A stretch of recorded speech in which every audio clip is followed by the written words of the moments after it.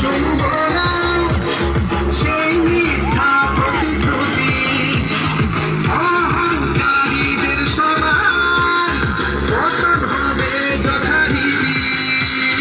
বদলে যাবে পুরানো আকাশ, নতুন আশা আর নতুন প্রকাশ।